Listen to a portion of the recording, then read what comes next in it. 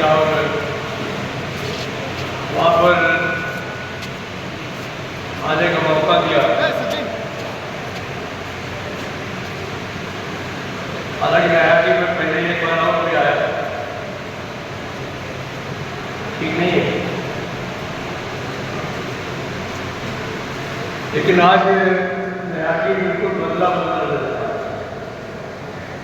खासतौर पर इतनी संख्या में महिलाएं और युवा साथी आज के सम्मेलन में मौजूद है। मैं आप सबको बहुत जो है हमारे की ओर से, अपनी ओर से बहुत ही आप लोगों को अभिनंदन करता हूँ, आपको बधाई देता हूँ। आप बिना युवाओं के हम लोग आजकल संगठन की परिकल्पना नहीं कर सकते। आज स्थिति है कि करीब जो 12.5 लाख के करीब जो कर्मचारी हैं, उनमें हमारे युवा साथियों की संख्या 8 लाख है। और अगर हम इन बच्चे और बच्चियों को संगठन में एक संकल्प के साथ अपने संगठन के कार्य में नहीं जोड़ेंगे, तो फिर परीक्षा हो या इंजीनियर हो, हम लोग इस बात के लिए मजबूती के साथ नहीं कर सकते हैं कि हमारा संगठन जो है वो बहुत बड़े हो। लेकिन हमें खुशी है कि ने बराबर प्रयास किया है कि ग्रास रूट में कारखाना हो, डिपो हो, शेड हो, हर जगह जहाँ पर युवा साथी है उनको जोड़ने का काम करें। और ये काम बखूबी ईस्टर्न रेलवे यूनियन उनकी टीम ने करने का काम किया है। मैं ईस्टर्न रेलवे यूनियन के लीडर्स को इस बात के लिए बहुत बधाई देता हूं। आपकी महिला शक्ति को भी बहुत बधाई। बहुत अच्छे तरीके से आपने भी एक डेमोक्रेटिक तरीके से अपनी कमेटी का भी गठन किया। मुझे आशा है कि जहाँ महिला शक्ति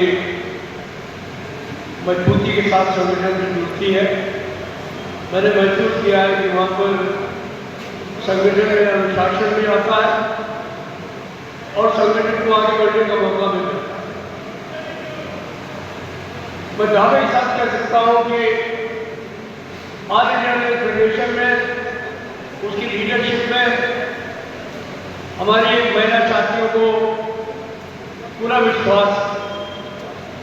और जब पीछे सीक्रेट बैलेट चुनाव हुए तो उनके जो परिणाम आए उनमें हम लोगों ने महसूस किया कि 80% महिलाओं ने ऑल इंडिया फेडरेशन से संबंधित जो हमारे संगठन है उनको वोट करने का काम किया। इसलिए मैं उनको और ज़्यादा जो है वो सम्मान देना चाहता हूँ, उनको बधाई देना चाहता हूँ। मित्रों, अभी काफ़ी हमारे अमिता ने भी और मेरे विधायक ने भी विभिन्न विषयों पर आपसे चर्चा की।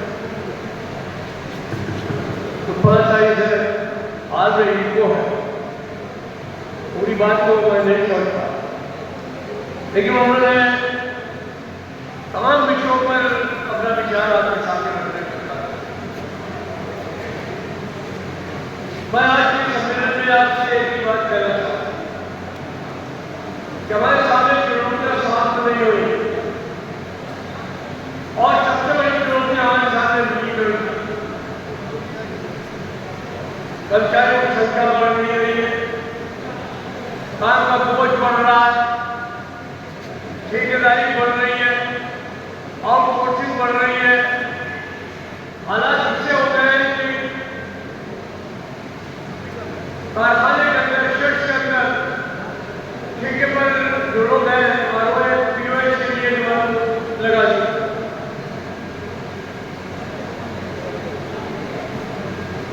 जब ये लोग बाहर जाकर के काम करेंगे तो हमारे साथी को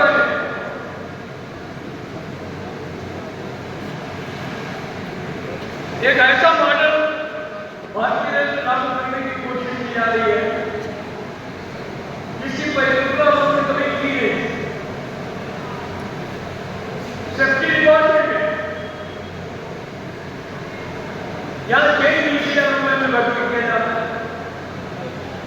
30,000 रुपये में एसएससी भर्ती किया जा रहा है।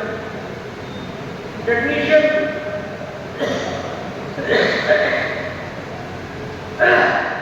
15 और 16,000 में भर्ती किया जा रहा है। हमारा टेक्नीशियन 2 साल ट्रेनिंग करता है, 3 साल की ट्रेनिंग बड़ी मुश्किल से 1 साल घट पाता है। और ये ठेकेदार का ट्रेनिंग टेक्नीशियन है, वो 15 दिन के अंदर जो है वो ट्रेन हो जाता है, 15 दिन के अंदर। एक तरफ सेफ्टी की बात करते हैं, दूसरी तरफ बिना ट्रेन मिलने के गाड़ी चलाने की बात। हर तरफ चुनौतियां हैं, कर्मचारियों की संख्या कम हो रही है, जो पोस्टें खाली हैं, जितनी भरी जानी चाहिए वो भरी नहीं जाती। हमने माननीय मंत्री जी को कहा कि ये 8,000 लोको पायलट का ALP आप भर्ती कर रहे हैं, ये तो ऊँट के मुंह में जीरे के जैसा है, तो हो ही नहीं सकता, काम हो जाए इससे। और जब एक्सीडेंट हो गया साउथ ईस्टर्न रेलवे में और हमने बयान दे दिया कि भाई और एक्सीडेंट होंगे, तो उन्होंने बुला करके पूछा कि भाई क्या बात है। हमने कहा जब बिना ALP के आप गाड़ियां चलाने की बात कर रहे हैं, आप जो है वो लोको पायलट से जिसकी ड्यूटी घंटे 8 होने चाहिए, आप उससे 15-15, 16-16 घंटा काम ले रहे हैं। आप खुद दुर्घटनाओं को आमंत्रण दे रहे हैं, तब जाकर के उनकी संख्या जो है वो 26,000। तो हर जनरल मैनेजर अपना टेंडर भेजेगा, इंडेंट भेजेगा, और उसमें तमाम विद्वान लोग जो रेलवे बोर्ड में बैठे हुए हैं वो उसमें कटौती करते जाएंगे और हम उसको बर्दाश्त करते जाएंगे। ये प्रारंभ होगी। अभी मैं गया था, मुझे बड़ी खुशी हुई, आज थोड़ा समय था, साथ ही अभी ने कहा कि हमने आपको यहाँ पर तमाम कर्मचारियों से मिलने का मौका दिया है, बहुत कम मिलता है ऐसा मौका। साथ ही अभी गवर्नमेंट के साथ हम लोग गए थे, तमाम ट्रैकमैनों को एक ही शिकायत थी कि हमारे ऊपर काम का बोझ बढ़ रहा, लेकिन हमारे ट्रैकमैनों की संख्या नहीं बढ़ रही। वैकेंसी होने की वजह से हर ट्रेन में पूरे ट्रैकमैन नहीं, और जो है उनमें से भी कुछ चुरा लिए जाते हैं, उनको दूसरे कामों में लगा दिया जाता है, तो मेंटेनेंस सफर नहीं करेगी तो क्या करें। खाली ट्रैकमैन का ही सवाल नहीं है, कोई भी ऐसा डिपार्टमेंट नहीं है मेंटेनेंस का जहाँ पर की आदत पूरे हो, और जहाँ पर आप डिमांड करते हैं वहाँ पर वो ठेकेदार ले आते हैं। तो अभी हमको कुछ इसके बारे में सोचना चाहिए। अपने बोर्ड में PNM में इस सवाल को बहुत गंभीरता से उठाया। हमसे ये कहा गया था कि इस सवाल पर आपके साथ बैठ करके बातचीत करेंगे। इलेक्ट्रिफिकेशन पूरा हो गया, सब पीठ ठोक रहे हैं अपनी, अधिकारी से लेकर के और मंत्री तक, लेकिन इलेक्ट्रिफिकेशन के लिए आदमी कहाँ?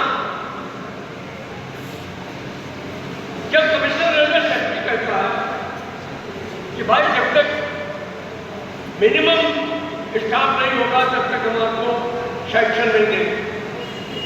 मिनिमम स्टाफ का मतलब तो 100% होना चाहिए, लेकिन उन्होंने उसको मना करके 25% करा दिया।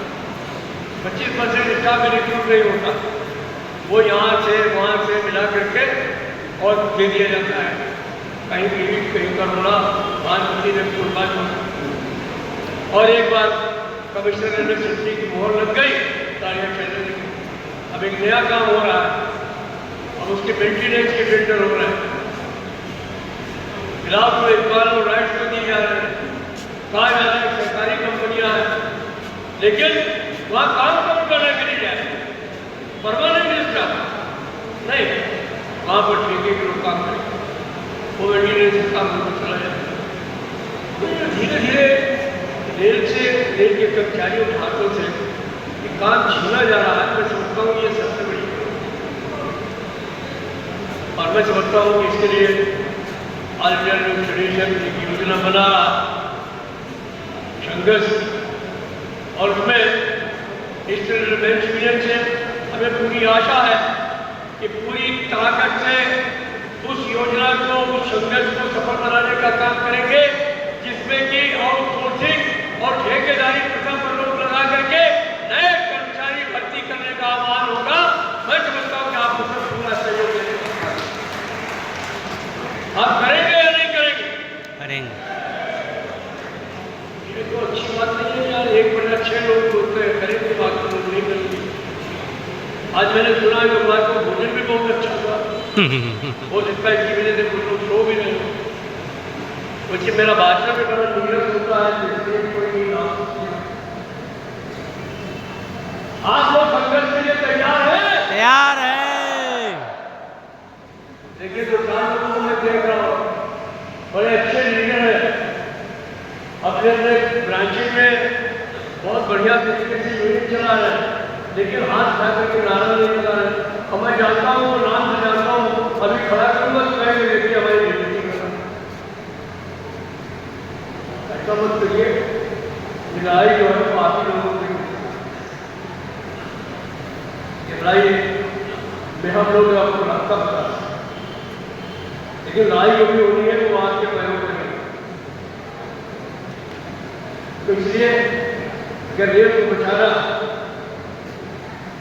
तो एक संकल्प के साथ जाना पड़ेगा कि इसमें जो भी रेल को, जो भी सरकार का ऐसा कार्य जो रेल को निजी हाथों में सौंपने की कोशिश करेगा, हम उसके विरोध पूरी तैयारी से लड़ने का।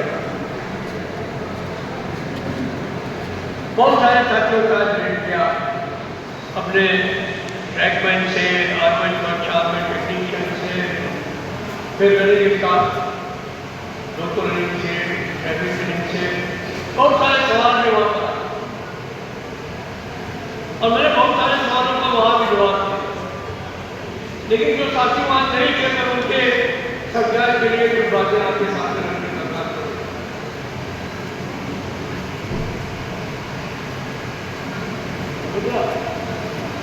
किसी देर का प्रोग्राम था, ये प्रोग्राम कितनी देर का? हम तो चलते रहेंगे, लेकिन अभी गाड़ियां आने लगेंगी तो लोग भी चलते रहेंगे। 4 सवाल इंपॉर्टेंट हैं जो इस समय आपके ध्यान में है, और अगर मैं ऊपर अपनी बात नहीं रखूंगा तो शायद आपको कुछ मायूसी होगी, तो ऐसा मैं करने वाला हूँ। एक तो जो सबसे बड़ा सवाल है वो पुरानी पेंशन को लेकर, हमने ओपीएस के लिए संघर्ष किया और उसमें ईस्टर्न रेलवे यूनियन ने बहुत सहयोग।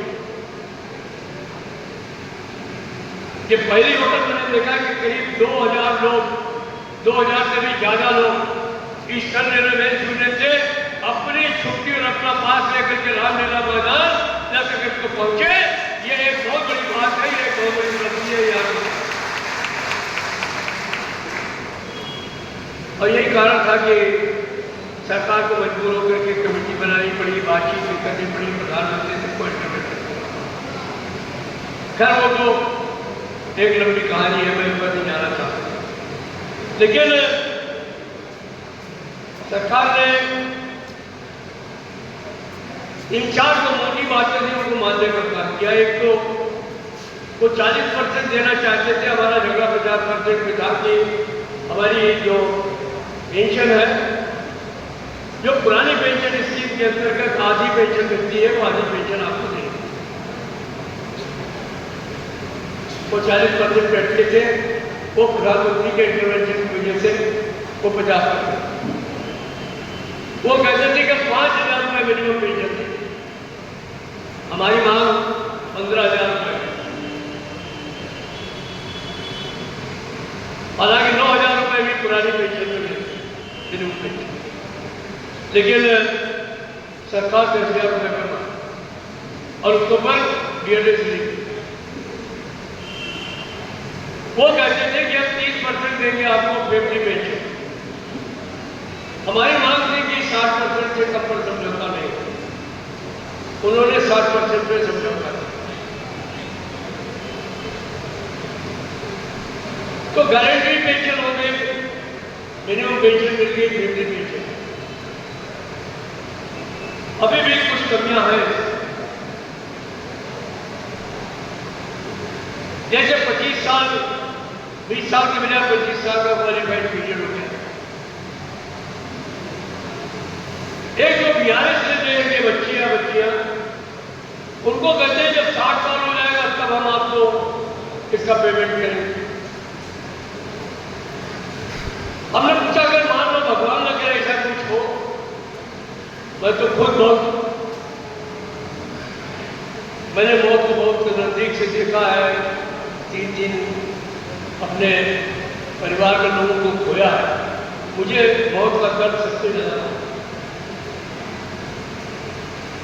भगवान न करे किसी की मृत्यु हो जाए, अगर कोई मर जाएगा तो उसकी बेवा क्या 60 साल तक इंतजार करेगी पेंशन के?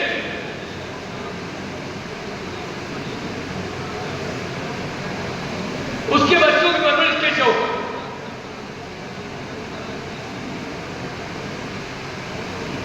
एक 10% जो आपकी कटौती होती है वो भी एक सवाल। लोग कहते हैं मेरी जो पैसे कट रहे हैं उसका क्या होगा? सरकार कहती है कि ये तो कंट्रीब्यूटरी पेंशन स्कीम है, आपको कुछ न कुछ तो देना ही पड़ेगा, हम आपको 18% दे रहे हैं, आप हमको कुछ नहीं देना चाहते।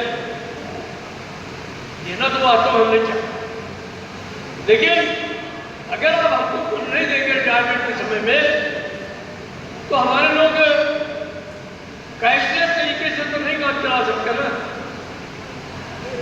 तो काफी झगड़ा हुआ तो उन्होंने 1/10 6 महीने करता था। मैं अपने साथियों से एक बात कहना चाहता हूं कि ये उनके ऊपर है कि वो यूपीएस को एक्सेप्ट करें या ना करें, लेकिन जो बात तुम्हारे हित की कह देना काम हमारा, राह हमें दिखलाना और जाना काम।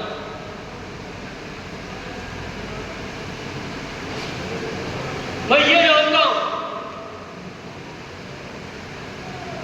कि हमने यूपीएस में ओपीएस के 80% फायदों को अचीव कर लिया।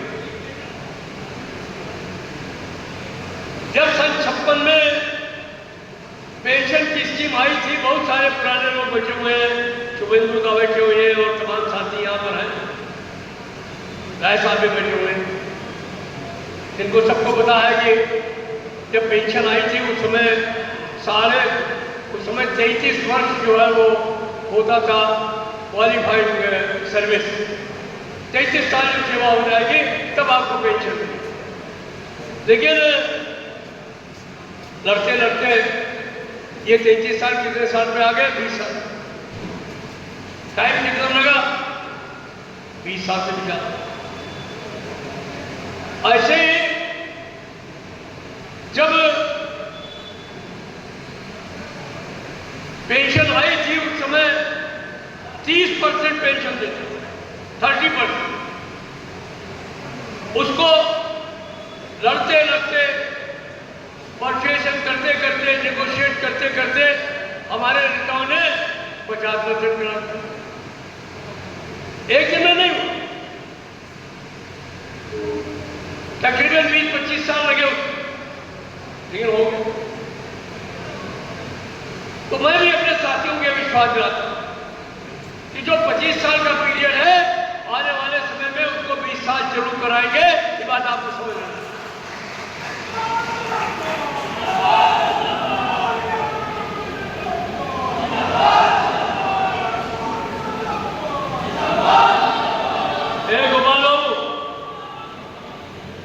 जब पूरी बात करो मेरी जिंदाबाद करोगे, यही तो होता है, आदमी का दिमाग खराब हो जाता है ज़्यादा जिंदाबाद होकर।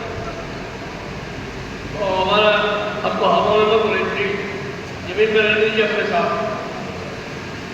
तो ठीक रहेगा। हम एक ही और विश्वास चलाते हैं, ये जो VRS का इशू है,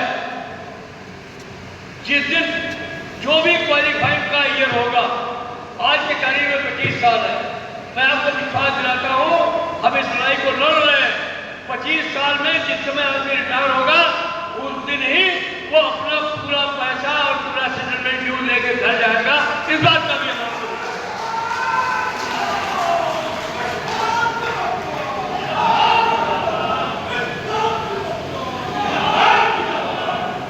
और एक बात और विश्वास दिलाते हैं कि 1/10 नहीं रहेगा, ये भी आगे बढ़ेगा। 1/5 की तो हम गारंटी दे सकते, पूरा भले न कर सकता, लेकिन आधा तो पैसा आपको वापस दिलाने का दो, ये तो कुछ। बाकी आपकी मर्जी है, आप चाहे UPS में और चाहे आप NPS में ये सोचते रहे कि हमको लाखों मिलेंगे, करोड़ों मिलेंगे, क्योंकि हम तो देखे हैं अभी प्रवीणा जी बैठी हुई है मंच के ऊपर, ये रिटायर हुई 20 साल की सेवा के बाद, और इनको एक महीने में जो है पेंशन मिली 5,000 रुपये, दूसरे महीने से 4,000 हो गई, और तब तक ट्रम्प सरकार आई नहीं थी। अब तो ट्रम्प सरकार आ गई तो बहुत 2,000 रुपये मिले। तो ये सट्टा बाजार में रहना है तो आपकी मर्जी। मैं ये जानता हूं कि सरकारी कर्मचारी सट्टा नहीं खेलना चाहता, सरकारी कर्मचारी इज्जत के साथ जिंदगी जीना चाहता है। वो रिटायरमेंट के बाद में अपने बच्चे, बीवी या किसी दोस्त के सामने हाथ नहीं फैलाना चाहता, वो कटोरा लेकर के सड़क पर नहीं घूमना चाहता। वो चाहता है कि हमको गारंटी पेंशन मिले ताकि हम जिंदगी को सही तरीके से जी सके, किसी के आगे हाथ फैलाने के लिए नौबत। हम जानते हैं बहुत सारे लोग जो है वो एक्टिव है इस समय, और वो इस बारे में उनको जो है वो बैंकर्स हैं, सट्टा बाजार के लोग हैं, तमाम अधिकारी भी हैं ऐसे जिनको महीने में 1 लाख 1.5 लाख रुपए तनख्वाह मिलती है, और वो इतने लुटेरे हैं कि महीने में लाखों रुपए घूस में भी खा रहे हैं, वो भी लोगों को भरता है। लेकिन हमारे नए बच्चे बच्चियां बहुत होशियार, उनके लिए कुछ भी पता लगाना संभव नहीं। मैं जब भर्ती हुआ था उसमें ब्याज के रेट 13%, आज सेविंग बैंक में 2.5%, 3%, FDR में 5%। आने वाले समय में ये इतना भी रहेगा कि नहीं रहेगा, 0 हो जाएगा, कोई गारंटी नहीं है। बहुत सारे देश हैं दुनिया में जहाँ पर कि आप पैसा जमा करिए तो उनका आपसे ब्याज लेते हैं, आपसे टैक्स लेते हैं। स्विट्जरलैंड उसमें नंबर 1 पर, जहाँ सारे दुनिया के जो लुटेरे हैं उन्होंने अपना काला धन जमा किया। तो कल को ये नौबत यहाँ आए, कुछ कहा नहीं, तो ये एक बड़ा सवाल। अभी तो 30 सितंबर तक समय है। मैं अपने युवा साथियों से कहूँगा जो लोगों के बीच में जाएं, आप जा भी रहे, उनको समझाएं।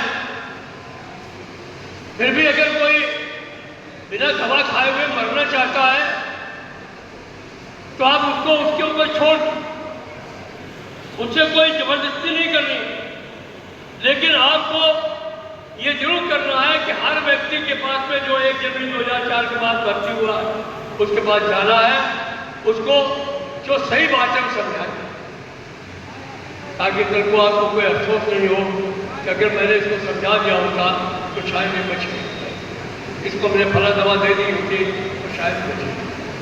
एक तो वही आता। दूसरी बात यह है कि बहुत सारे कैटेगरिकल प्रॉब्लम्स, कार्डर रिस्ट्रिक्टिंग, अभी 10 तारीख को मीटिंग हुई थी पीछे जुलाई, बहुत सारे सवाल जो चुनाव के दौरान हमने आपसे कहे थे उनको उनके सामने रखने को कहा। चाय दे रहे हो? हाँ यार रख दो यहाँ। वैसे तो मैं कहीं कहीं पे नहीं मिल जाएगा, लिफाफा नहीं मिल जाएगा, तब तक मैं कविता नहीं पढ़ूंगा या शायरी नहीं पढ़ूंगा। वैसे मैं भी कभी कभी कहता हूँ जब तक चाय नहीं मिलेगी तब तक मैं भाषण नहीं दूंगा। बहुत बहुत धन्यवाद।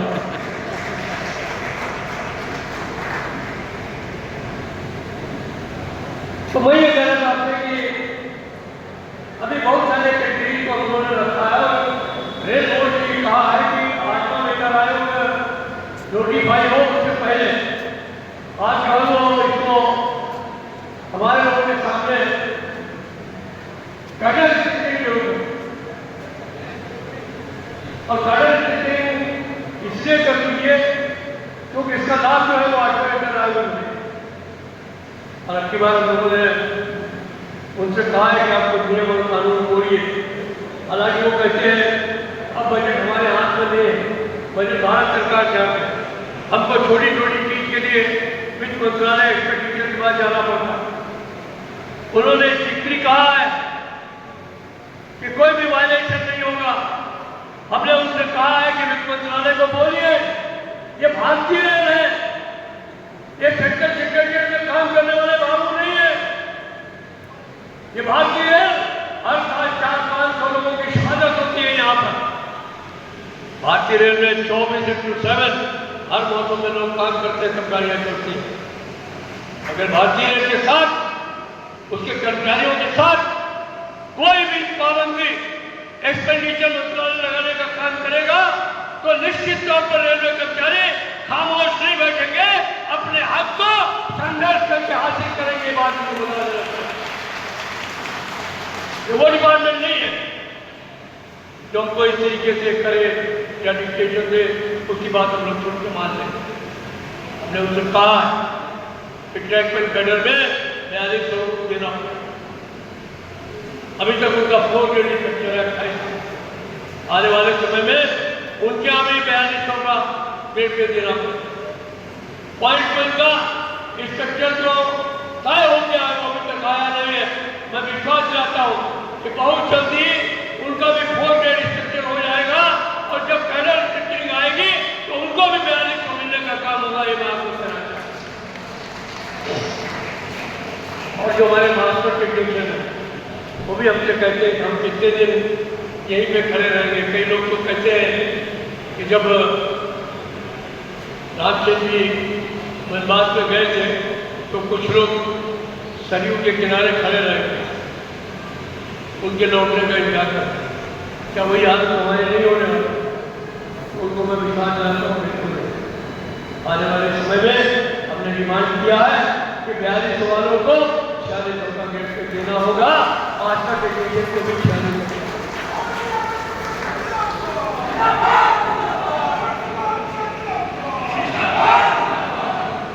अच्छा भैया यहाँ पे कचरा मारा हुआ क्या हमारे कितने लोग यहाँ हाथ उठाए? कचरा मारा हुआ क्या?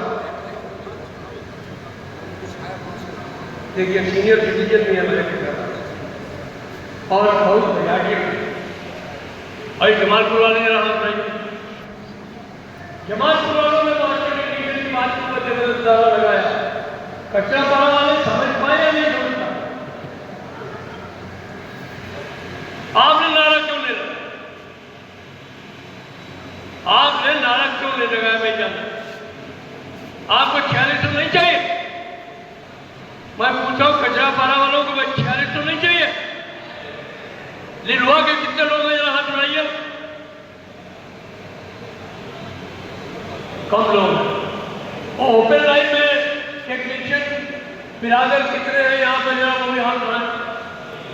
ये हाथ नारा लगाने की जिम्मेदारी सिर्फ जमालपुर वालों की।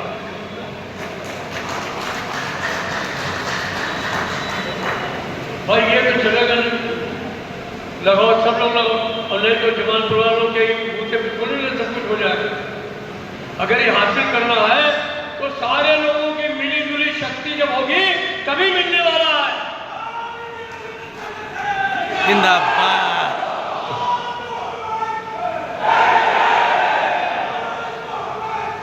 एक है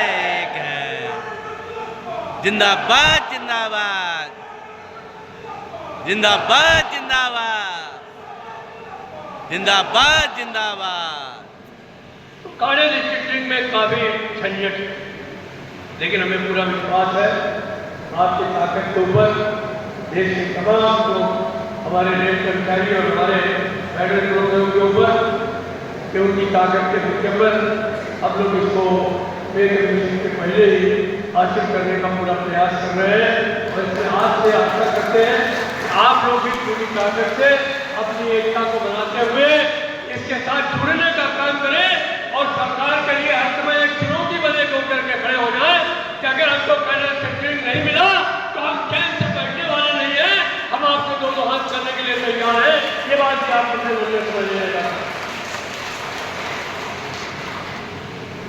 हमारे तमाम रनिंग के साथी हैं, उनको भी हम लोगों ने डिमांड कर रखी है कि भाई ये 4200 में ही वंदे भारत 4200 में ही, अमृत भारत 4200 में ही, मेल 4200 में, सुपरफास्ट 4200 में सब गाड़ियाँ चलाएंगे क्या? तो उनको भी 4600 देना पड़े। लोगों पायलट को भी 4600 का रेट पे देना होगा, और जब उनको 4600 देंगे तो CNI को भी 4800 का रेट पे देना पड़ेगा और 5400 का रेट भी उनको देना पड़ेगा। ये भी हम लोगों ने डिमांड करना। हम लोगों ने ये भी डिमांड करी है कि आने वाले समय में फ्लाइट जो हमारे टीम मैनेजर वो भी एक साथ कह रहे थे कि जो है वो गाड़ियाँ बिना टीम मैनेजर भी चल रही है, बिल्कुल अनसेफ। ऐसा नहीं होना चाहिए, लेकिन अगर ऐसा प्रयास है तो उसको रुकवाने का काम हमारे साथियों को अमन से गाड़ियाँ कर सकते।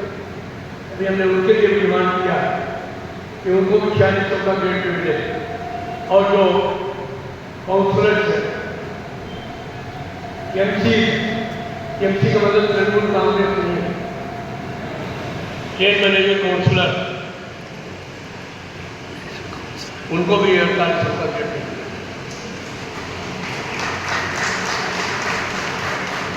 तो एक प्रयास है हम प्रयास करते हैं कि आपके काम का रेट कम हो, और जहां भी मीटिंग में जाते लोग कहते हैं हमारे काम की के बढ़ गए, तो आपको भी मना करना पड़ेगा। अगर जो नियम है उसके विरुद्ध प्रशासन आपसे काम लेने के लिए आपको बाध्य करता है, तो आज मैं आपको आह्वान करता हूं कि आप निश्चित तौर पर गाड़ी रोक दीजिए, जिम्मेदारी मैं लेने के लिए तैयार हूं।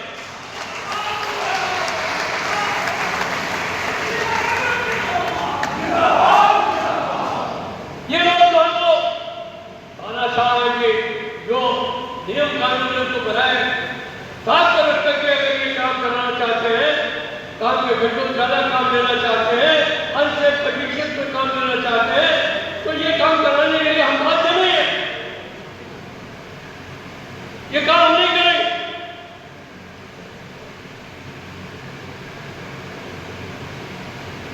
हमारे रनिंग के साथियों की एक और बड़ी शिकायत है, होनी भी चाहिए। फ्रंटलाइन के स्टाफ, अभी मैं एक्सपेंडिचर से मिला था, हमने कहा कि आप हमको एक बात बताइए कि जो लोग गाड़ियों में सोते हुए जाते हैं उनको तो फुल टीए मिलता और 25% लोन भी मिलता, और ये गाड़ियाँ चलाते हुए जाते हैं इनको 25% नहीं मिलता। चलिए इसका क्या मतलब है मैंने समझा। आइए से पहले वाला तो तैयार हो गया था, लेकिन कुछ ज़्यादा ही पतवाजी था तो उसको मुझे लगा दिया। ये भी अच्छा है, कहा मैं तो बिल्कुल विचार करूँगा, और उसके बाद भी HR और हमारे AM स्टाफ और AM फाइनल जिले से उनको कहा है कि नहीं आप उसको एक प्रपोजल को दोबारा भिजवाइए, मैं इसको कंसीडर करूँगा। तो मैंने आपको उसी नाते ये कहना चाहता हूँ कि ये जो 25% आपका है वो आप एक बात मान करके चलिए कि ये आपका डिपॉजिट हो रहा है, ये आपको AEL के साथ मिलने का काम होगा, ये मैं आपको विश्वास दूंगा, इसको कोई मार नहीं। तो इसलिए कुछ साथी 18 महीने के डीए की बात कर रहे हैं। ये एजेंडा आइटम का हमारा जो है वो हमारे उसमें स्टैंडिंग और वहाँ पर उन्होंने मना कर कि अब इसको लागू नहीं करेंगे। जब हमने कहा कि आप फिर लागू नहीं करेंगे तो आप आइए इस पर डिसएग्रीमेंट कर लेते, तो फौरन उनकी विंडो खुल गई। विंडो क्या अनुसंधान खुल गए खिड़की, उनको नहीं नहीं नहीं नहीं नहीं अभी रुक जाइए, अभी रुक जाइए। हमने कहा क्यों? कहते नहीं मैं सरकार से बात कर लूँ। मैं जानता हूँ अभी नेशनल काउंसिल की मीटिंग होने वाली है सितंबर के महीने में।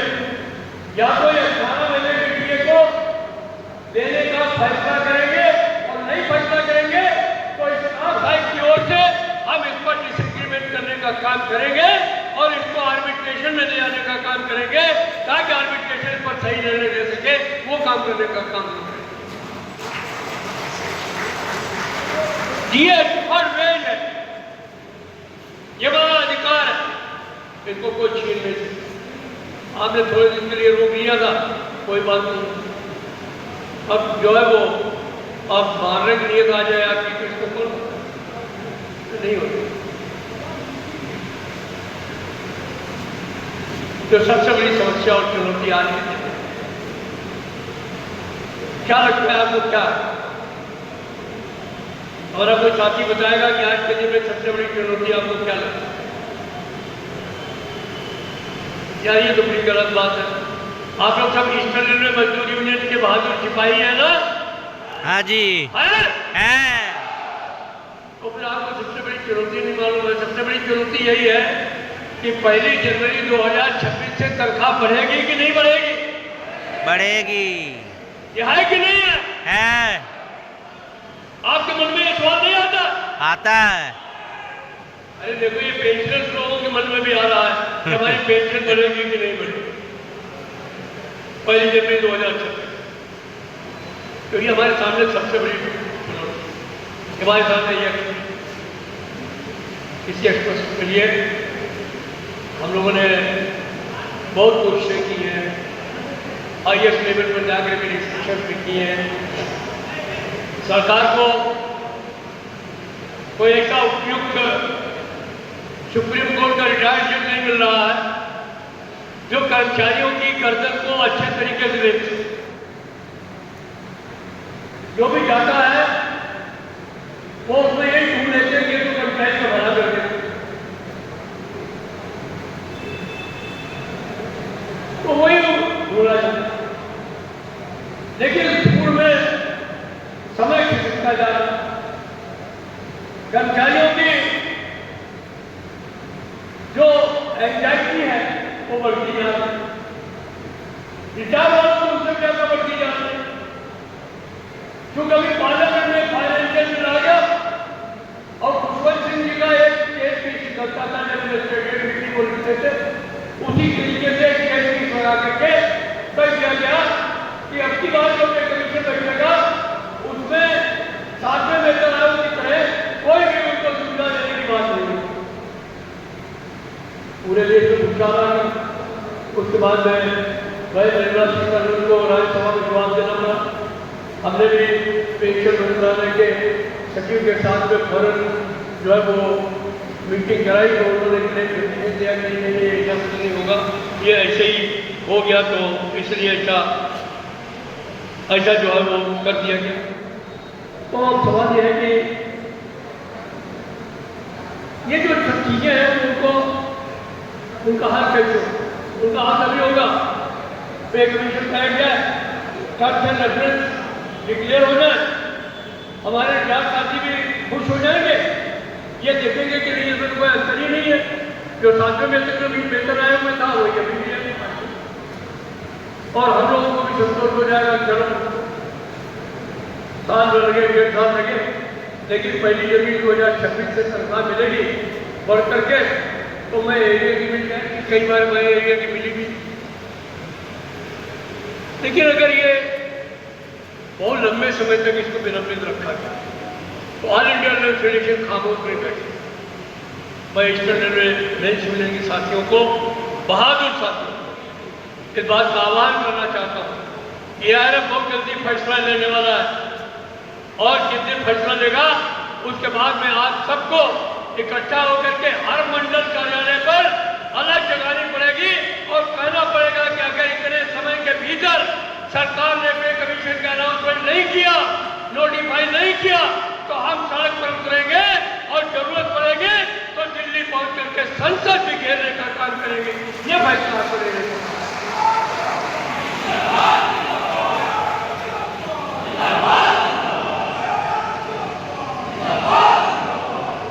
घेरेंगे ना संसद? करेंगे। आएंगे ना दिल्ली? आज ही आएंगे। सब लोग नहीं बोल रहे हैं, सब लोग नहीं बोल रहे हैं।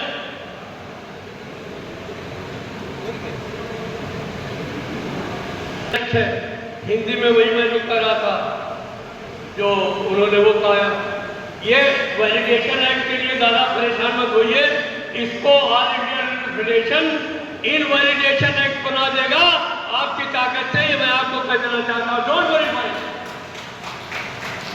टेंशन नहीं लेने का। एक फिल्म में डायलॉग बोलता है ना, टेंशन लेने का नहीं है, टेंशन देने का है। जब मौका मिले सरकार को टेंशन दो, प्रधानमंत्री को टेंशन दो, आपको कोई जरूरत नहीं टेंशन लेने की। हम है ना।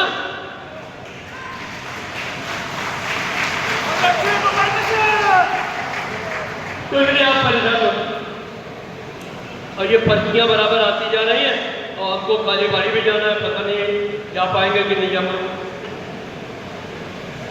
देखिए बड़गड़ा जी कितनी नाराज हो रही। अच्छा, एक बहुत दिनों से टाइम कीपर का मसला चल,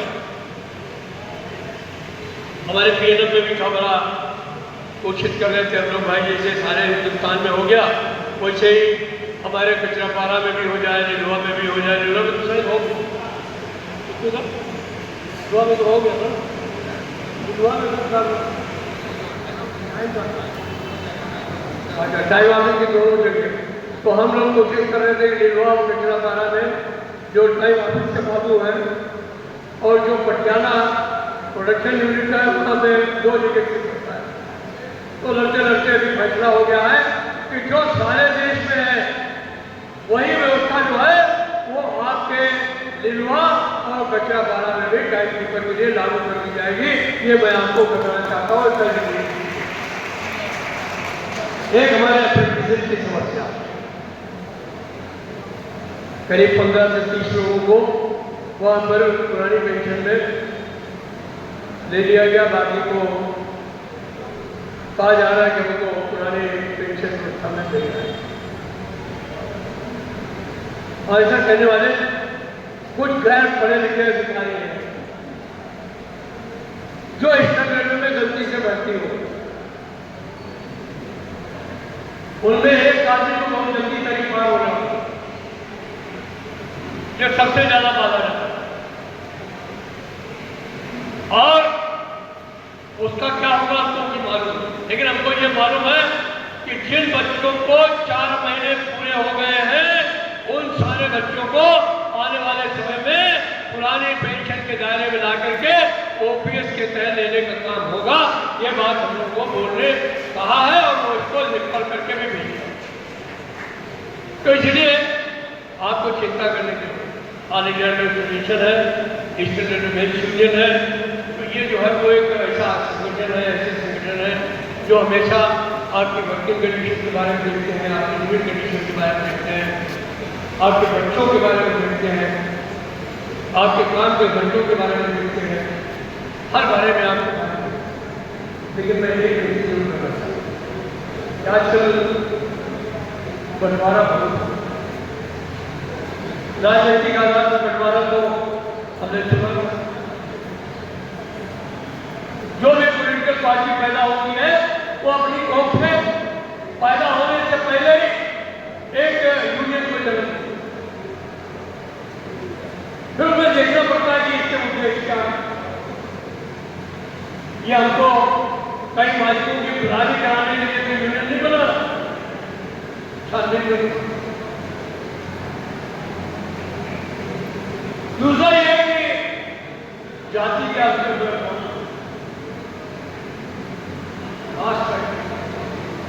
भाषा, कैटेगरी, कैडर,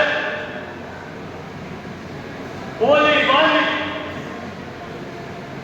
आज के सम्मेलन में आपसे एक बात करें कि आपको एक संकल्प लेना पड़ेगा। ये जो मजदूर आंदोलन को तोड़ने वाली शक्तियां, जो हमको विभाजित करने वाली शक्तियां, इनसे पूरी ताकत के साथ, एकता के साथ लड़ना पड़ेगा। मंदिर बांटा, मस्जिद बांटा, धरती और आसमान को इतना तो सब बांट चुके हो, मत बांटो इंसान को, मत बांटो इंसान को, मत बांटो। तो मजदूर में बंटवारा मत पैदा। अगर बंटवारा बात करोगे तो इसका लाभ सरमाएदार को होगा, पूंजीपति को होगा, इसका लाभ जो है वो मालिक को होगा, इसका फायदा जो है वो पूंजीपतियों की सरकार को।